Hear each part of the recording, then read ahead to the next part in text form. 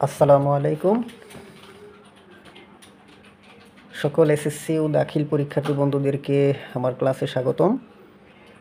আজকে আমি পরিসংখ্যানের দ্বিতীয় ক্লাসে একটি সমস্যার সমাধানের উদ্দেশ্যে ক্লাসে হাজির হয়েছি। সেটি হচ্ছে পরিসংখ্যানে গাণিতিক গড় নির্ণয়ের পদ্ধতি। কিভাবে আমরা গাণিতিক গড় নির্ণয় করব, সেটি আমরা আজকে সমাধান করব।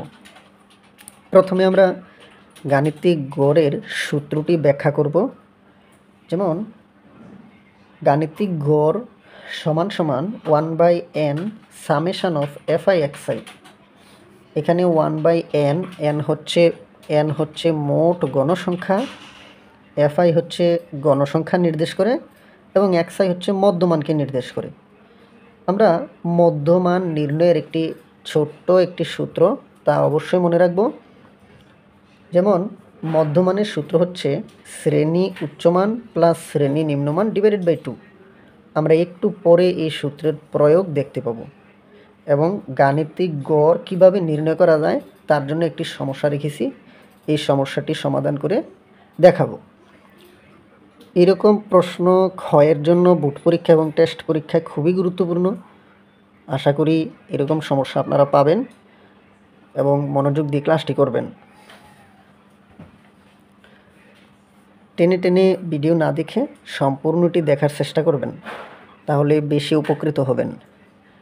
এটা আমি বইয়ের উদাহরণ 7 নাম্বার থেকে নিয়েছি। সারণী থেকে গাণিতিক গড় নির্ণয় করো। প্রশ্নটি হচ্ছে এরকম।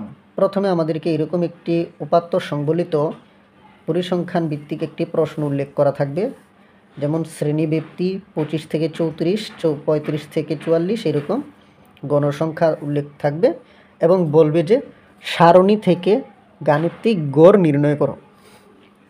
আমাদেরকে মনে রাখতে হবে গাণিতিক গড় নির্ণয়ের জন্য কি কি আমাদেরকে সারণী তৈরি করতে হবে। প্রথমে হচ্ছে শ্রেণীব্যাপ্তি আমাদের দেওয়া থাকবে, তা উল্লেখ করতে হবে। মধ্যমান xi লাগবে, ঘন সংখ্যা fi লাগবে। মধ্যমান xi এবং ঘন সংখ্যা fi এর একটি গুণফলের সমষ্টিগত মান লাগবে। কিভাবে আমরা মনে রাখবো তা, আমরা যদি সূত্রের দিকে তাকাই তাহলে দেখতে পাই fi এবং xi। fi হচ্ছে গণসংখ্যা, xi হচ্ছে মধ্যমান। তাহলে আমাদেরকে fi এবং xi অবশ্যই রাখতে হবে এবং তাদের একটি যোগফল নির্ণয় করতে হবে। সেজন্য আমরা হচ্ছে xi এবং fiকে রাখব এবং তাদের গুণফলের একটি সমষ্টি নির্ণয় করব। প্রথমে প্রশ্নে উল্লেখিত শ্রেণীব্যাপ্তি যেরকম আছে আমরা ঠিক সেরকমভাবে শ্রেণীব্যাপ্তিগুলো পর্যায়ক্রমে উল্লেখ করব।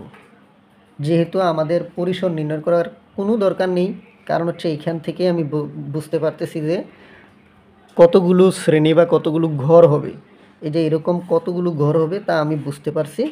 এই যে 1 2 3 4 5 6 এরকম সর্বোচ্চ আছে 7 8টা আছে।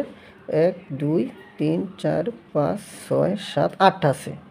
এই 8টা গড় আমাকে এবং মোটের জন্য মোট 9টা গড় নিতে হবে। সেজন্য আমরা হচ্ছে পরিসর এবং শ্রেণীর সংখ্যা নির্ণয় করব না।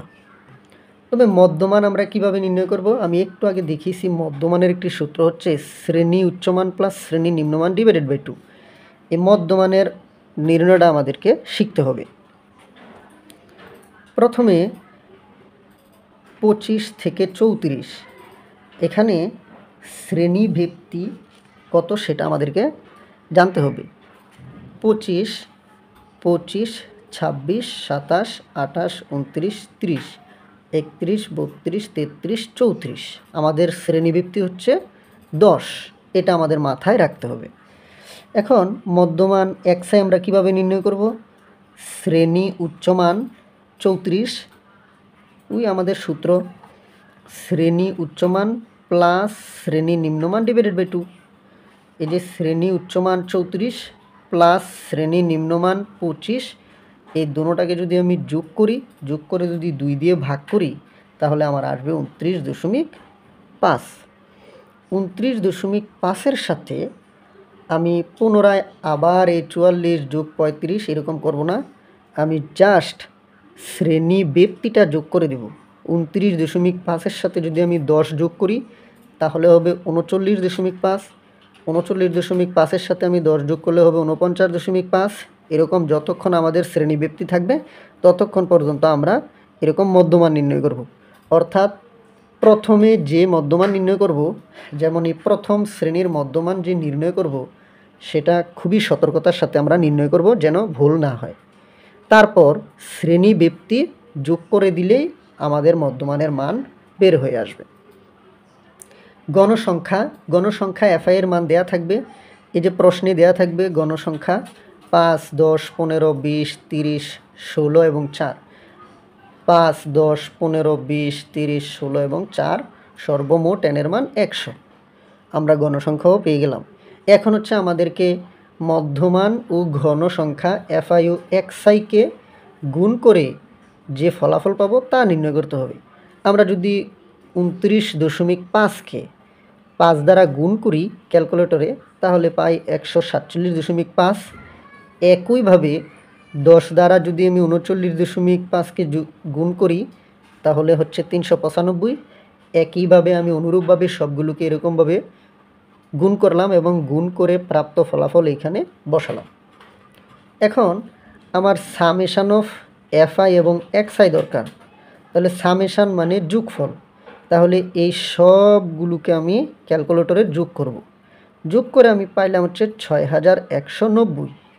এখন আমি তার সূত্রে প্রয়োগ করব। দেখি পরবর্তী পৃষ্ঠায় কী আছে।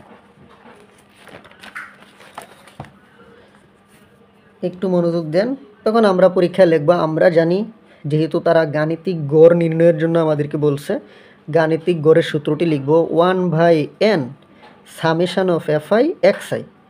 n মানে আমরা পেয়েছি 100। এই যে n মানে আমরা মোট গণসংখ্যা পেয়েছি, মোট গণসংখ্যা n এর মান 100। সামেশান মানে যোগফল এফআই এক্সআই, অর্থাৎ এফআই এবং এক্সআই এর যোগফল। এফআই ও এক্সআই এর যোগফল পেয়েছি 6190। তাহলে 6190কে আমি 1 দ্বারা গুণ করলে তা উপরে চলে যায় যেহেতু গুণ। তাহলে 6190/100। আমরা যদি এটাকে ভাগ করি তাহলে 61.90। এটাই হচ্ছে আমাদের গাণিতিক গড়। আশা করি বুঝতে পেরেছেন।